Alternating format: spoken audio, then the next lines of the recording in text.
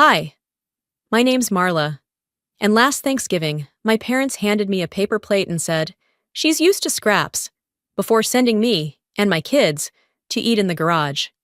No table, no seat, not even a glance from anyone who shared my blood. But what hurt more wasn't that moment. It was realizing it wasn't the first time. They'd been editing me out for years, cropping me from photos, leaving me out of group texts, erasing my name from a house I helped build.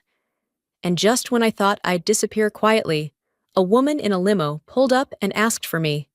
By name. Why would a stranger know my worth, when my own family didn't? Would you have stayed silent? Or would you have done what I did next? I should have known the moment we pulled into Brielle's driveway. The Range Rovers gleamed under the Charleston sun like showroom trophies, lined up perfectly. Laughter spilled through the half-open windows, not loud or wild, just polished, curated, like everything my sister touched.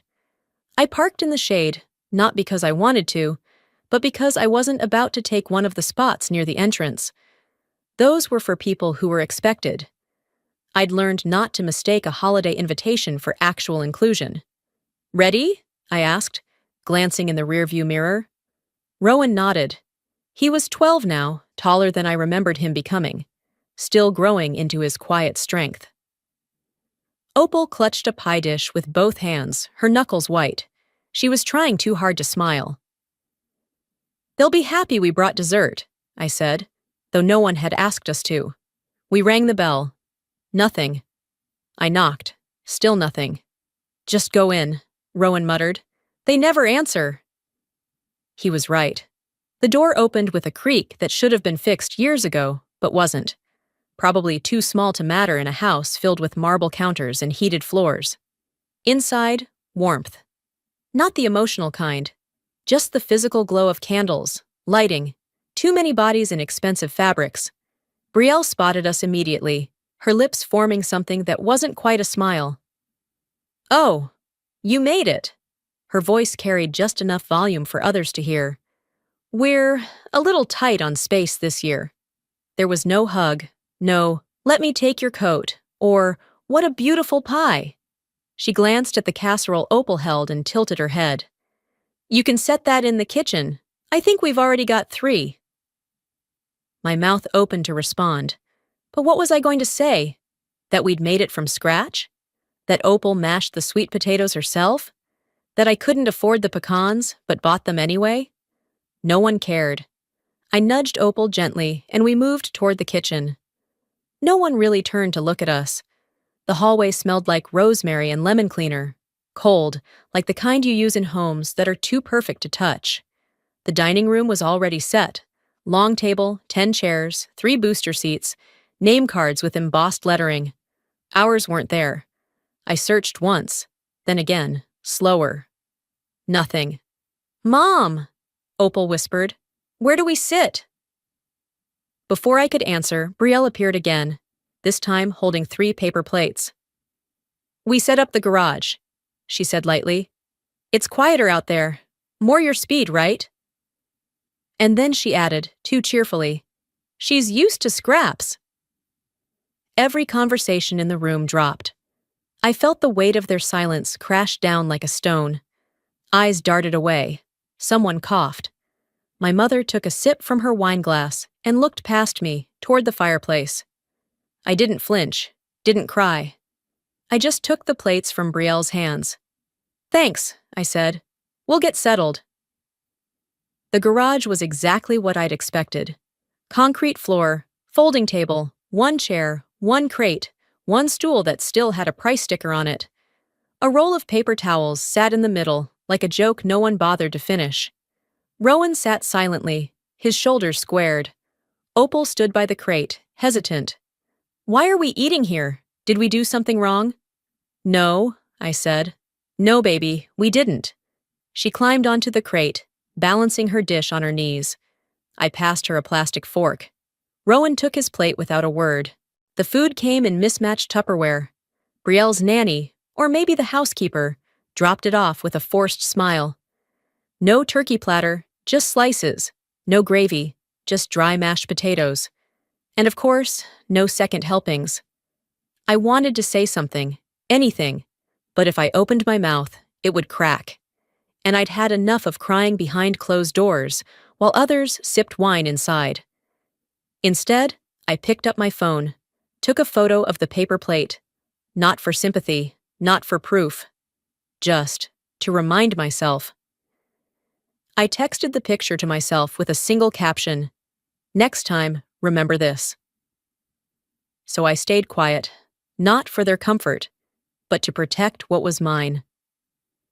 I watched Opal push her food around the plate with her fork, the paper bending under the pressure.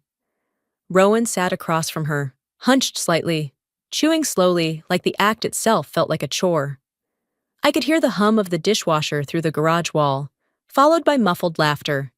Brielle's laugh, unmistakably sharp, followed by someone's clinking glass. A few minutes passed like that, maybe longer. Long enough for the draft under the side door to feel like winter itself had settled inside the room. Then, someone opened the interior door. Judith, my mother. She didn't step in. She stayed just at the threshold, her silhouette framed by warm light. She held a small gift box wrapped in gold paper. Her eyes skimmed over the garage setup like she was glancing into a broom closet, not a space where her daughter and grandchildren were eating dinner. "Brielle wanted me to give this to you," she said, setting the box down on the edge of the table. "She said it was from both of you." I didn't correct her. I knew exactly what it was. I'd bought that scarf myself a week ago, picked it out, paid cash. I even wrote a small note and slid it under the ribbon. "Happy Thanksgiving. I know you don't say it, but I still hope you're proud." But the card was gone. Probably tucked in the trash under the kitchen sink with the pie Opal baked. Judith didn't wait for a thank you. She turned and disappeared back into the warmth. The door clicked shut behind her. "She gave your gift away?" Rowan asked, voice low but steady. I nodded once. Opal's brow furrowed. "Why would she do that?" "They didn't forget, baby," I said gently. "They just pretend I'm not part of this when it's convenient." That night, after we got home, after I'd tucked them into their beds and double-checked the locks, I opened my phone and scrolled through old messages. There was a group chat named Thanksgiving 23. I hadn't been added. Of course not. I remembered hearing someone say earlier, "Didn't Marla get the memo about the dress code?" That's when it clicked. There had been coordination, a theme, inside jokes, a full plan, and I wasn't even a footnote. The next morning, while making oatmeal for the kids, I opened a blank note and started typing, "Start documenting. Every time they rewrite the story without you in it." I thought about my wedding invitation that never made it to Aunt Carla, even though I mailed it 3 weeks ahead. About how no one showed up to Rowan's school play, even though it was on the calendar. About my birthday cake that said Marta instead of Marla. And Judith had laughed, "It's close enough." It wasn't accidental. It never had been. It was just refined. Invisibilizing someone isn't loud. It's quiet, practiced, polished over time, until it looks like etiquette instead of cruelty. Later that evening, I saw my cousin Lila near the dessert table, chatting with a few others. She caught my eye and said, "Oh, hey! Were you ever added to the planning thread? The whole thing happened on Facebook this year. Brielle was stressing out about head count." I smiled. Not too wide. "Nope," I said. "But that's okay. I usually find out where I'm supposed to be once I'm already there." Lila blinked. "Oh, well, you know how things get lost online sometimes." "Sure they do." Before heading back to the garage, I slipped into the hallway to grab more napkins. The family room was full of wine and flashbulbs. Someone had set up a ring light for pictures. Brielle stood beside the fireplace, posing with Judith and the other grandkids. Rowan and Opal weren't in the photo. Neither was I. I didn't interrupt. I didn't ask why. I already knew. That night, as we drove home through the dim streets of Charleston, Opal sat quietly in the back seat, hugging the pie dish we'd brought. It was untouched. Rowan looked out the window and said, "It's not little, you know, our apartment." "I know," I said. "It's not fancy, but it's ours." I reached back and touched his knee, just briefly. "Exactly. We don't need fancy. We need true." When we got inside, I kicked off my boots, shrugged off my jacket, and sat on the floor for a moment. Just to breathe. Just to feel the difference between that house and this one. I opened my phone again and typed a new line into my notes. They want me edited, but I'm writing in ink, because when your name is spoken like an afterthought, it's time to rewrite your place. I didn't sleep much that night. Not because I was crying or upset. No. It was the kind of wakefulness that settles when your mind's done asking questions and starts taking notes. I laid in bed, listening to the radiator click, Rowan's steady breathing from the next room, and Opal's light, rhythmic turning in her sleep. By morning, I'd written 3 entries in my phone, each one documenting the kinds of moments that don't make headlines but never leave your ribs. We returned to Brielle's house later that day for what she called leftover lunch. Same crowd, same table. The main difference was the tension in my own chest, heavier now but strangely clearer. While everyone else filled their plates in the kitchen, I stayed back with Opal and Rowan. We waited until the line thinned. I didn't feel like fighting for a spot at the buffet. That's when I heard it. "Heck, just give her what's left. She's used to scraps," my father said casually, while handing a container of stuffing to Brielle. He wasn't even trying to be quiet. The stuffing wasn't what stung. It was the tone. Like I wasn't standing 3 feet away. Like I was an anecdote at a dinner party, not his daughter. Like my children didn't have ears and dignity of their own. I froze mid-step. Rowan looked at me, not panicked, just bracing. Opal blinked at the floor, as if staring hard enough might make it open and swallow us. I didn't say a word. I just reached out and took the container, calmly, like the staff would. Which apparently was the role I'd been assigned this year. As I turned to walk away, Brielle gave me a half smile. Not warm, not even sarcastic. Just satisfied.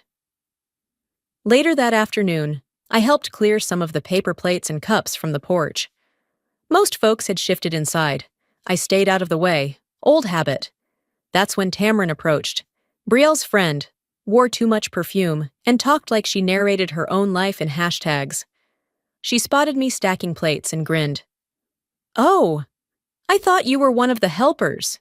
Could you grab more ice from the downstairs fridge?" There was no malice in her voice. That's what made it worse. I turned to her and said calmly, "I'm not part of the staff, but I've been treated like one for years." She blinked, smiled awkwardly, and walked off without another word. Brielle stood nearby, watching. She didn't laugh. She didn't apologize. She just raised her glass toward me slightly, like she was toasting a punchline only she understood. I didn't flinch. I didn't fold. I simply turned and walked to the garage, where I knew our seats were still waiting. We stayed for the family game hour, which was apparently a new tradition this year. Charades, group trivia, some board games for the kids. I wasn't asked to play, not even once. While collecting discarded cups, I bumped into Kellen, Brielle's youngest. He was eating a cookie, face sticky, and completely unaware that his little mouth would soon deliver the deepest cut of the day. He looked up and said, laughing, "Mom says you never made anything of your life. Is that why you don't come for Christmas?" I stood still, stunned not by what he said, but how easily it came out. No hesitation, no malice. Just truth, as told to him. Opal was standing behind me. I turned to check her face. She looked confused, not because she didn't understand the sentence, but because she understood it too well. I crouched beside her and took her hand. "It's not true," I said quietly. "Some people just repeat things they've heard, not things they know." She didn't reply. She nodded, though, a slow, processing nod. I should have felt rage, or shame, or maybe heartbreak. But I didn't. What I felt was Done. Done being polite so others wouldn't feel guilty. Done being edited out of the story they tell when it suits them. Later, after the sun started dipping and the garage began cooling down again, I found a spare napkin near the paper towel roll. I pulled out a pen from my purse and wrote 3 words in the corner. Not this year. I folded it, tucked it into my jacket pocket. I didn't need to scream. I didn't need to beg for a seat. They had shown me exactly who they were. And now, for the first time, I was listening without excuse. I looked at Rowan. He gave me a small nod, like he already knew. Opal leaned into my side, her eyes heavy but calm. Maybe next Thanksgiving, they'll wonder where we went. Maybe someone will look around and ask, "Has anyone heard from Marla?" And if they do, I hope they sit with the silence that follows. So I decided to stop disappearing. The garage had grown colder, but not unkind. After we left that afternoon, I let the kids watch something soft on TV while I folded laundry and reheated leftover spaghetti. Nothing fancy, just something warm and filling. Something that didn't come out of a foil tray or a casserole dish someone else picked out for us. That night, I sat on the couch in silence. I stared at the paper plate still in my purse from the garage. I hadn't thrown it away. I couldn't. Not yet. It wasn't trash. It was proof. The next day, we returned to Brielle's house for what she called the real Thanksgiving, as if the one we already lived through had just been a rehearsal. She texted, "Bring the kids. Mom wants to do the slideshow." We arrived just before sunset. The house was lit up again, golden and loud. The kind of loud that didn't leave room for quiet people to speak. I took off my coat and folded it over my arm. Judith gave me a tight smile before turning back to the oven. The family room had been rearranged to face a blank wall. A portable projector stood on a small table, wires snaking behind furniture. Judith called for everyone to sit. "We put together something special," she said, glass in hand. "A trip through time." The lights dimmed. Photos began to flicker. Snapshots of holidays past, ski trips, recitals, Brielle's graduation, her kids' first birthdays. Everyone laughed at the same moments, gasped at the same baby pictures. And I waited. I waited for my face. I waited for my children's faces. There I was, once, barely visible in the corner of a blurry 4th of July shot. I recognized the shirt I wore that day only because I remembered spilling mustard on it.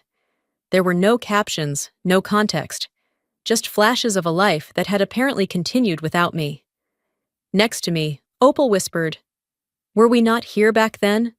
I swallowed hard. "We were, just not where the camera pointed." She nodded slowly, like she'd just learned something adults don't usually teach out loud. After the lights came back on, people moved toward dessert. I followed Judith into the kitchen, taking my time.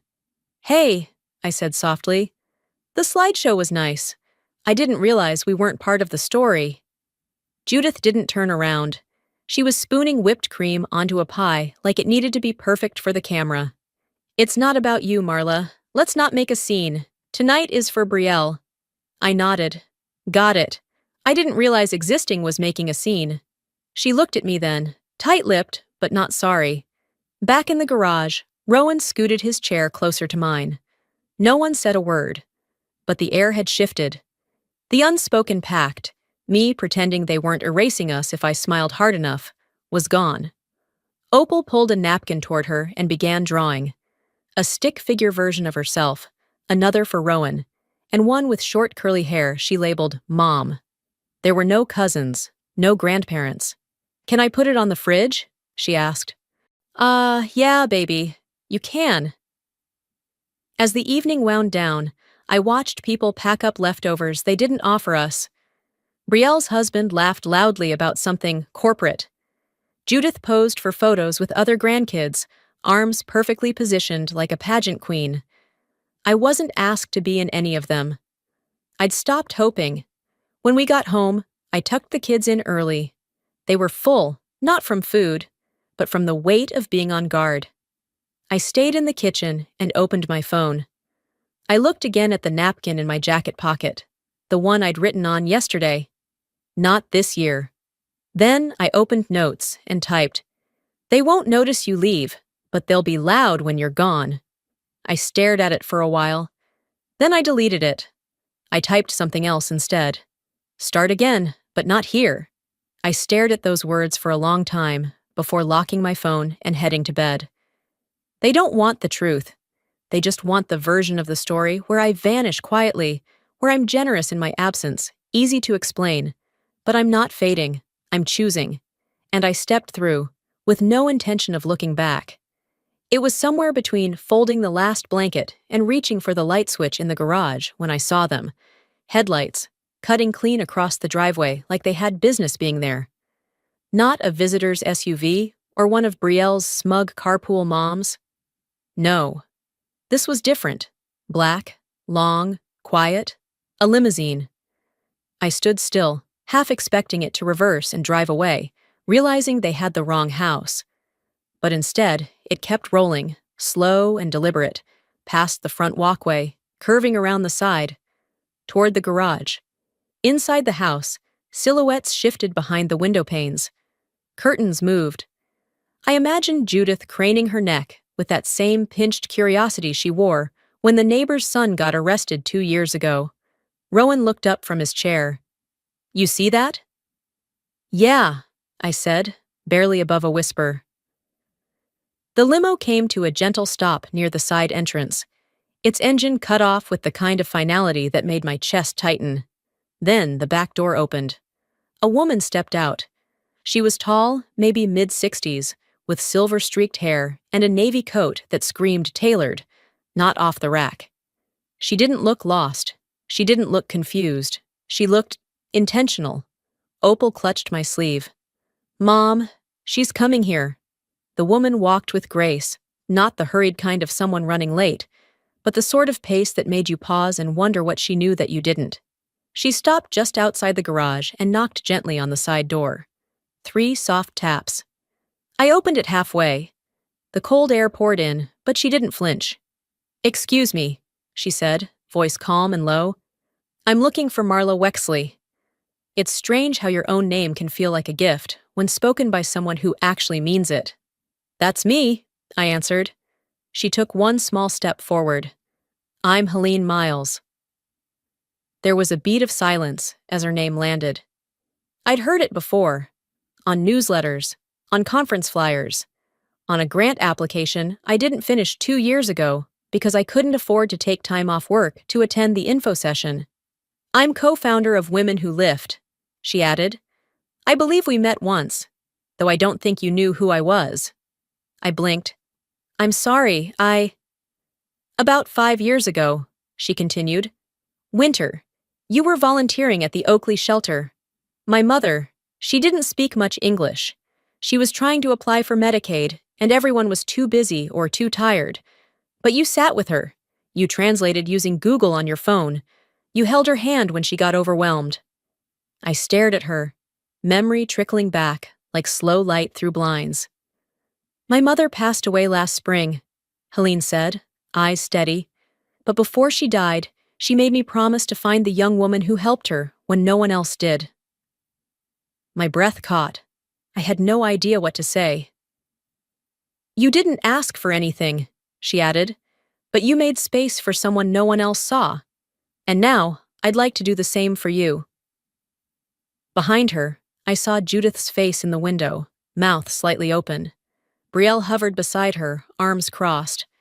"I'm sorry, why now?" I asked. Careful, guarded. Helene smiled. "Because our annual summit is coming up, and we need a keynote speaker, someone who understands visibility, not because she chases the spotlight, but because she's been made to live without one." I felt my knees almost give. Not from shock, but from the quiet pressure of being seen. "We'll cover travel, childcare, accommodations," she said. "And we'd like to discuss a publishing deal for your essays. You have a voice, Marla, and I think a lot of women need to hear it."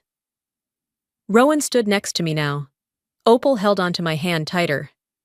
I started, then stopped.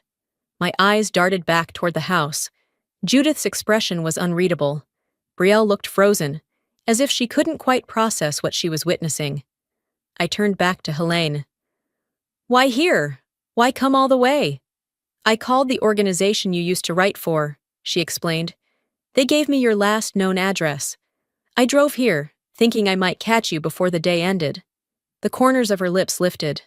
"And I figured, if someone's been forced into the garage, it says more about the house than it does about them." That was it. That sentence. That truth. I felt something click into place inside me that had been rattling loose for years. I didn't look back at the window again. "Okay," I said. "Yes, I'll do it." Helene reached into her coat and handed me a small folder. Details, a letter, a business card. And then she said it again, like she'd practiced. "Marla." My name, said clearly, with purpose. "You're not invisible. You never were." They just stopped looking. Opal's eyes sparkled. Rowan stood a little taller. "For once," I said slowly, "the door opened for me, and not because I knocked." I didn't raise my voice. I raised my presence. That's what kept repeating in my head as we walked back into the house. The door had barely clicked behind us when the stillness of the garage was replaced by the familiar buzz inside. The sound of wine glasses clinking, laughter rehearsed, and words that felt polished enough to bruise. Rowan was just ahead of me, hands tucked into his hoodie. Opal still held Helene's folder like it was sacred. I hadn't told them yet what it meant or how big it really was. I didn't need to. They knew something had changed. I could feel it in the way Rowan walked straighter, and Opal held my hand without asking. We were only supposed to grab our coats and leave, but curiosity slowed me down near the hallway that led to the main living room. That hallway. I'd avoided it for years. It was where Judith hung her legacy, the framed family portraits arranged in perfect symmetry, updated annually, like seasonal decorations. I paused in front of the newest edition. A large photo, carefully centered, taken in early autumn, judging by the color of the leaves in the background. Everyone was there. Brielle's family, of course. Her husband Clayton, with his hand possessively on her shoulder. Their 3 kids, in matching outfits. Judith and Arnold sat in front, arms resting gently on their knees, like royalty in retirement. Smiling, polished, permanent. Except we weren't in it. Not me, not Rowan, not Opal. It wasn't a surprise. It was a confirmation. "You couldn't make it that day, remember?" Judith's voice broke through behind me, casual, as if she'd wandered in by accident. I turned slightly. She was holding a half-filled wine glass, standing with one foot tilted, like she might walk away if the conversation got uncomfortable. "I remember," I said, my voice even. "It was scheduled for a Thursday. You told me on a Wednesday night."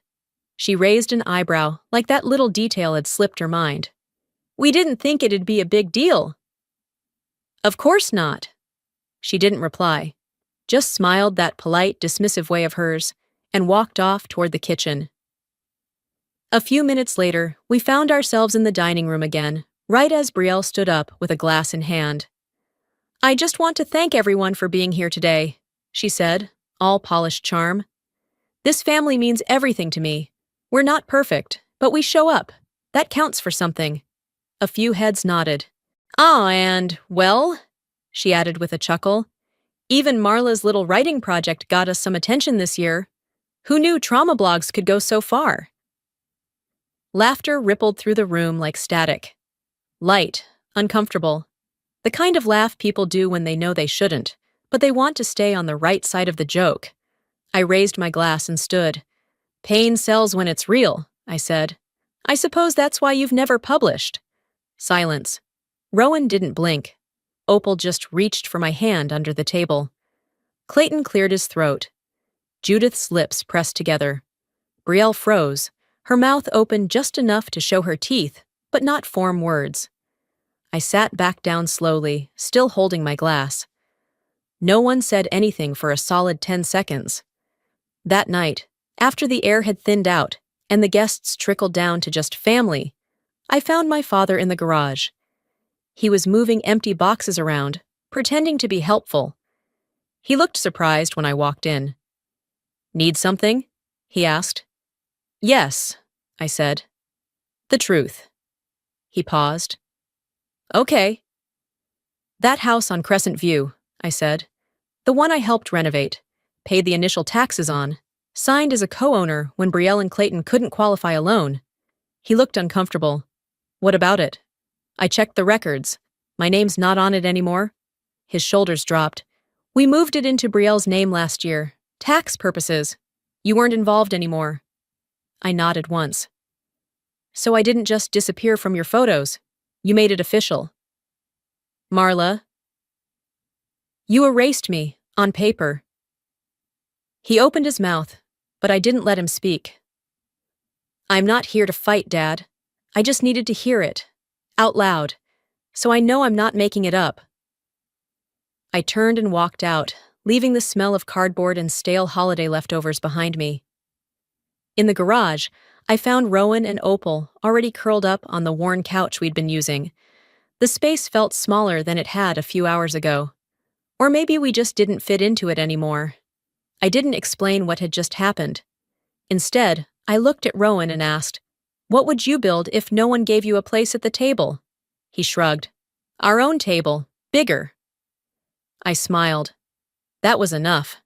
Now they're trying to drag chairs in. But it's too late. I'm already building something better. The morning after Helene left, the air in the house shifted. But not in the way you'd expect after a life-changing offer. It didn't feel celebratory. It felt staged.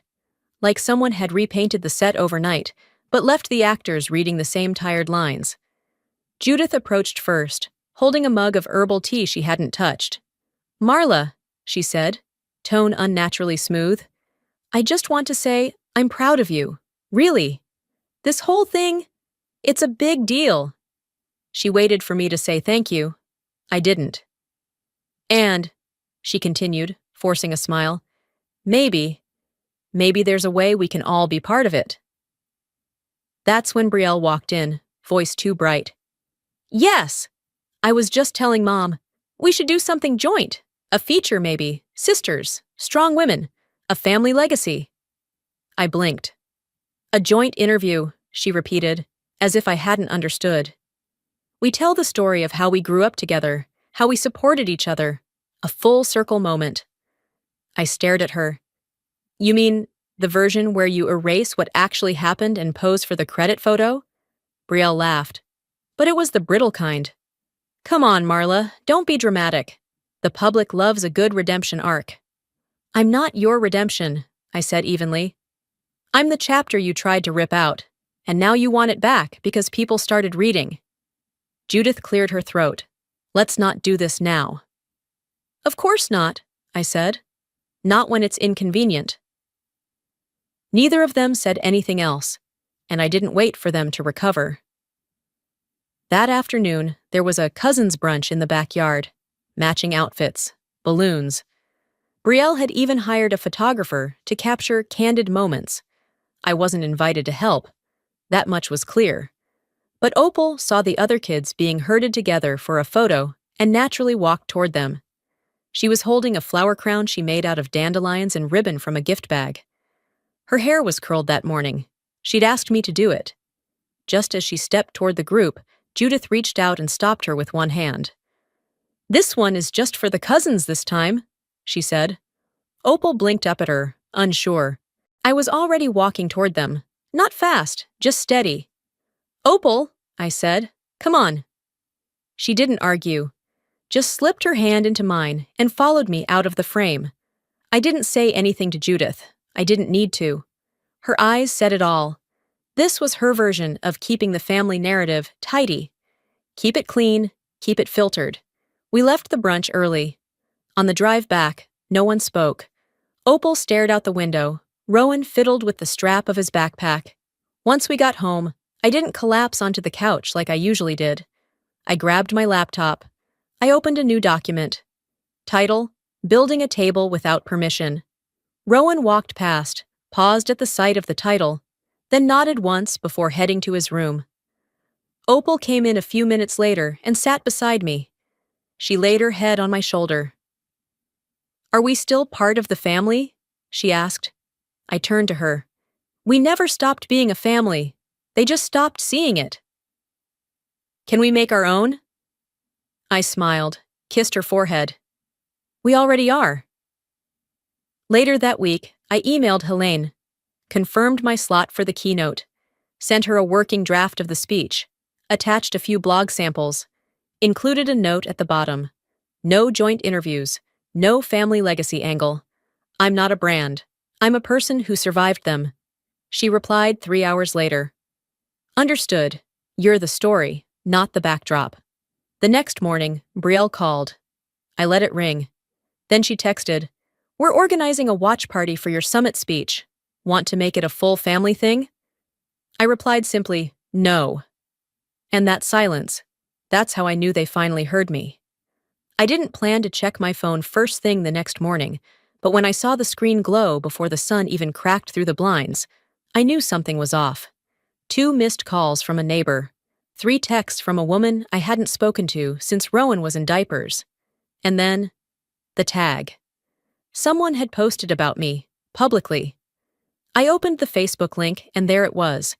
A post from Judith, already shared 73 times by people with names like Linda M. from First Baptist and Janice L., prayer warrior.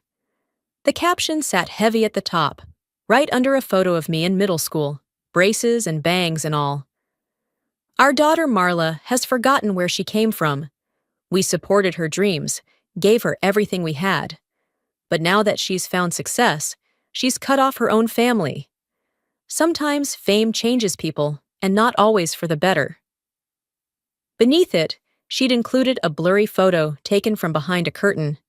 It was me and the kids in the garage, eating off paper plates. The angle made it look like we'd chosen to be there, like it was some quiet moment of reflection, not exile. The comments poured in. She should be ashamed. Sad what happens to kids these days when they get too big for their roots. You never stop being a mother, no matter how old they get. I put the phone down and walked to the kitchen. Poured coffee with a hand that didn't shake, but only because I refused to let it. I took 1 sip, set the mug down, and leaned against the counter. Judith didn't just twist the story, she weaponized it. By noon, the post had spread across 3 community groups. One local news blog even reposted it, adding the headline, Keynote Speaker's Family Speaks Out. She abandoned us. Brielle texted that afternoon. We didn't want it to come to this, but maybe next time, think before shutting people out. I didn't answer. I looked at Opal, curled on the couch with her book, and then at Rowan, who was reading the comments over my shoulder. You gonna say something? He asked. I nodded. Yeah, just not the way they expect. That night, after dinner, I sat down at my desk and opened a blank post. I didn't write paragraphs. I didn't explain. I let the evidence speak. First, the photo. Opal, sitting on a plastic crate in the garage, holding a slice of pumpkin pie on a paper plate, looking right at the camera. Her eyes calm, her shoulders squared. Then, a screenshot of the family group chat I'd never been added to. Then, a clip of the property deed, my name missing from the title I'd helped pay into. And finally, a short video of Rowan from last year. He was standing in our tiny apartment, looking around proudly. It's not little, he said. It's just enough. My caption was short. This is not abandonment. This is protection. I didn't walk away from family. I walked away from harm. I hit post, logged out. By morning, the ripple had turned into a wave. Comments flowed in, hundreds of them. Strangers, neighbors, old friends I hadn't heard from since college. I was the one in the garage, too. My mother-in-law did the same to me. You're not alone. Judith's post was deleted by lunch. Brielle didn't reach out again. And yet, the real shift wasn't public. It wasn't about claps or clicks. It was about Opal walking into the kitchen that night and saying, Everyone's talking about you. Are they? Yeah, she said, but you don't look scared. I smiled. That's because I'm not. She tilted her head. Will Grandma be mad? Probably, I said. But that's hers to carry. Rowan chimed in from the other room. People only get mad when you stop letting them rewrite your story. And that was the moment I knew I didn't need a rebuttal. I didn't need an apology. I had the truth. I had my children. And for the first time, I had a voice that didn't tremble. I didn't scream. I didn't beg. I just told the truth loud enough they had to whisper. And for the first time, that was enough. A week had passed since the post, the one where I told the truth, finally, in my own words. It was still being shared, though I'd stopped checking the numbers. Rowan had shown me once or twice, comments, messages from strangers. But I'd quietly asked him not to bring it up anymore. It wasn't about the response. It was about the release. Early Monday morning, while the house was still quiet and the sun barely warming the front steps, I opened my phone and saw a notification from an old email address I rarely checked anymore. It was Judith. Subject, Hope. I stared at it for a long moment before opening the message. Hope you're well? Miss you sometimes? That was it. No apology, no acknowledgement, just a line, vague enough to mean anything and safe enough to mean nothing. I closed the email. I didn't respond right away. I made coffee, fed Opal, packed Rowan's lunch, walked the recycling out to the curb. By the time I sat down again, the email had slipped to the bottom of the inbox, buried under coupons and auto-replies. That evening, once the kids were asleep, I finally replied. We're doing well. Hope you are too. I didn't ask how she was. I didn't say I missed her. Not because I didn't feel something, but because not every feeling deserves a response. Thanksgiving came around again, our first one without them. I didn't tell the kids we weren't going. They didn't ask. That silence was mutual, expected, freeing. We hosted instead. It wasn't formal. There were no place cards, no matching napkins, no Pinterest boards involved. Just 2 card tables pushed together, floor cushions, secondhand chairs. A neighbor brought sweet potatoes. A retired librarian I used to work with showed up with cornbread. One of Opal's friends and her mom came too, the one who just got out of a rough divorce and was figuring things out meal by meal.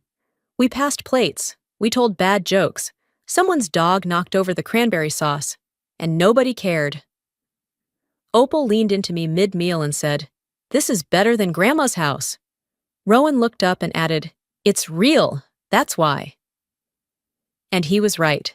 2 weeks later, I stood backstage at the Women Who Lift Summit. My palms weren't sweating, my heart wasn't racing. I was ready. When they called my name, I stepped out under the lights and looked out at the sea of women. Young, old, weary, defiant. I didn't bring up names. I didn't mention garages or paper plates or the feeling of being photographed out of history. Instead, I said this. Sometimes people will push you out of the room so hard, they don't realize they've shoved you straight into your purpose. You land in the cold, in the silence, with no welcome sign. But somehow, it's warmer than where you came from, because it's yours, and because no one gets to take that from you again. The room was quiet for a moment. Then someone stood, and then another, and then all of them. I didn't cry. I didn't smile big for the cameras. I just breathed it in, let it settle deep. Later, Helene found me backstage. She didn't say much, just hugged me. The kind of hug that doesn't require words, because it's earned in knowing. Meanwhile, across town, Brielle's law firm quietly pulled their sponsorship from a national conference. Not because of my post, but because silence speaks volumes when you've built your brand on integrity.